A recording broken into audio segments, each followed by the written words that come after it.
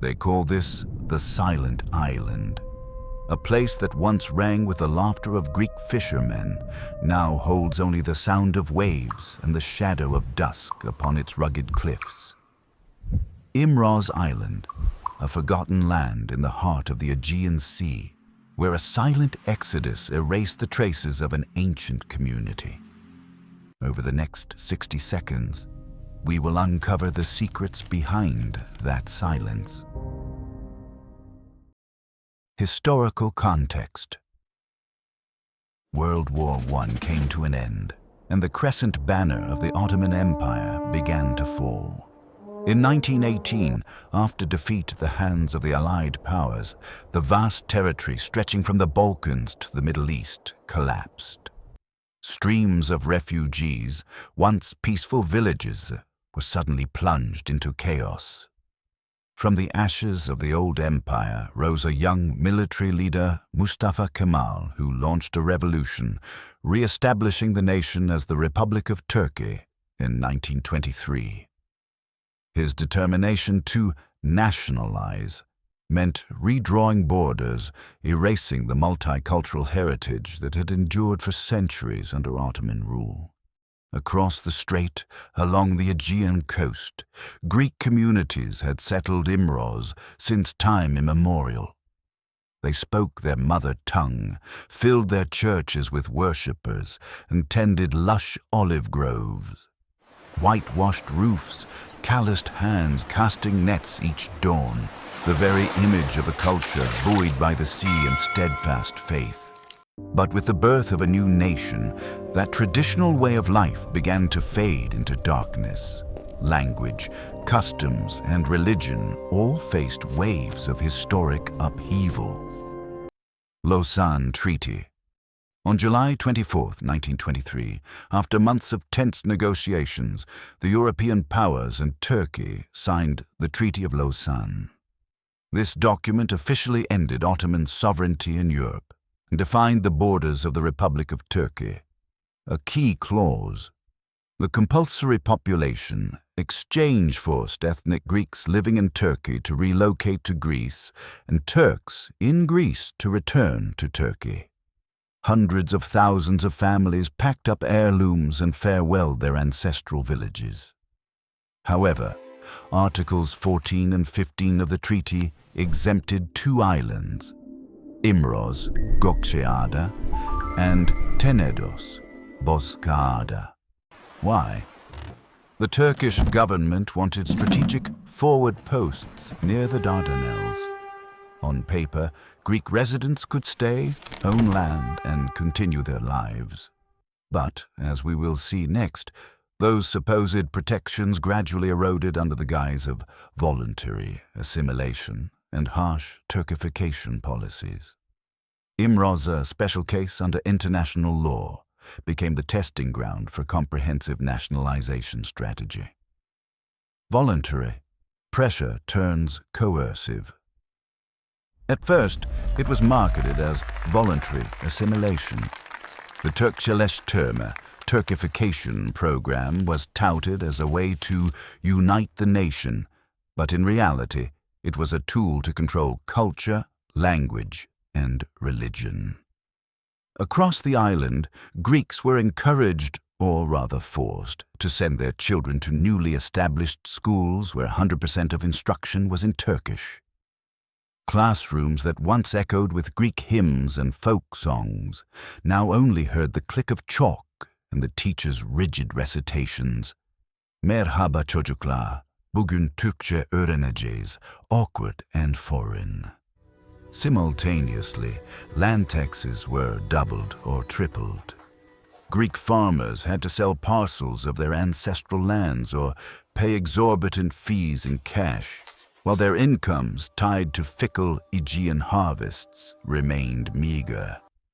Generational land holdings slipped through their fingers, and stacks of Turkish-language tax notices piled high on kitchen tables.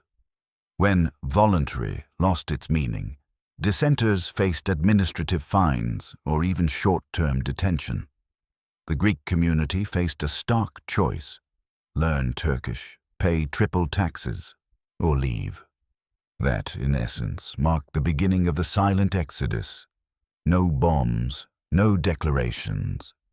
Just incremental pressure pushing centuries-old families off the land they had called home. Personal testimonies.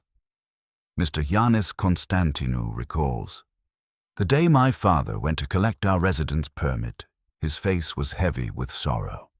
In one hand, he held our family's yellowed land registry. In the other, a notice demanding triple taxes. My mother clutched our wedding photograph, tears welling in her eyes, unable to meet the camera. We knew we couldn't stay, but never imagined our lives would turn so sharply." Ms. Eleni, Giannis's youngest daughter, then 6 years old, remembers, "I kept our ferry ticket. It was a crumpled scrap of paper with my mother's headband folded inside. As the ship left port, I watched Imroz's lighthouse fade behind the waves, my heart heavy." The family's few cherished belongings, the wedding photo, their household register, a handwritten prayer book, now rest under glass in the Diaspora Museum on Chios, Greece. Every time they open those pages, they touch the warmth of their lost homeland, yet can't help but mourn the faded ink of time, life in exile and migration. Departing Imroz, migrants took 3 main routes. First to Chios and Mytilene, nearby Greek isles, where their mother tongue and traditions still thrived. Yet arrival did not guarantee a warm welcome. Mr. Giannis explains, "At first we were hopeful. But in Greece, our native dialect had changed. Pronunciation, vocabulary, even school curricula were different. Many of us spent months relearning our own language. A bitter irony. For those bound for the US or Australia, challenges multiplied. English, with its local accents and idioms, was a new mountain to climb. Jobs were scarce low-pay labor in cities where living costs rivaled New York or Sydney's. Ms. Eleni, now settled in Melbourne, shares, "My husband worked in construction. I cleaned hotel rooms. At first, I had only 3 shifts a week, not nearly enough to cover rent. But for our children's future, we persevered. Evening English classes hosted by local communities." Despite hardships, the diaspora banded together, forming Imroz societies in Chios, holding religious festivals and support groups in Melbourne, teaching neighbors how to cook moussaka or recite childhood rhymes. Through these trials, Imroz's identity wasn't erased. It adapted, blending into new soils, but never disappearing. Legacy and remembrance today. Over a century later, just 20-30 Greek families remain among Imroz's 10,000 inhabitants, a stark drop from the early 1900s. Enduring relics cling to the landscape. The abandoned Panagia Church, with its faded frescoes, Byzantine tombstones scattered beneath overgrown grass, each etched with the names of souls once inseparable from this land. But memory lives on beyond crumbling stone. In Chios, Mytilene, Melbourne, and New York, the Imroz diaspora guards its heritage through music, cuisine, and faith. Annual gatherings rekindle traditions, scholarships honor the second generation, old photo albums digitized for posterity, and the Panigiri festival revived under glowing lanterns. To them, Imroz is not just a dot on the map, it is breath, roots a piece of their very being. Though only a few remain, their love and pride transcend all distances. As dusk falls once more on those weathered walls, standing before lichen-covered stones in the dying light, listen for the echoes of the past. Church bells, rolling waves, and distant sirtaki, a reminder that true memory is never truly silent.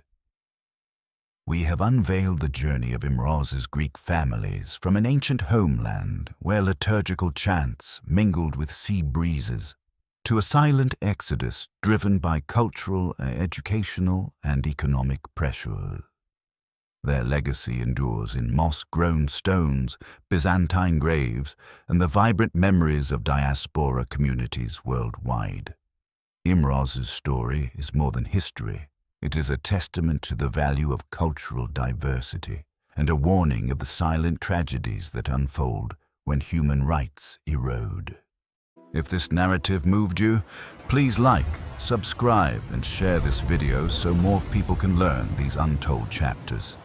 Comment below on which hidden histories you'd like us to explore next, because while history may fall silent, we can still be its voice. More stories they tried to erase.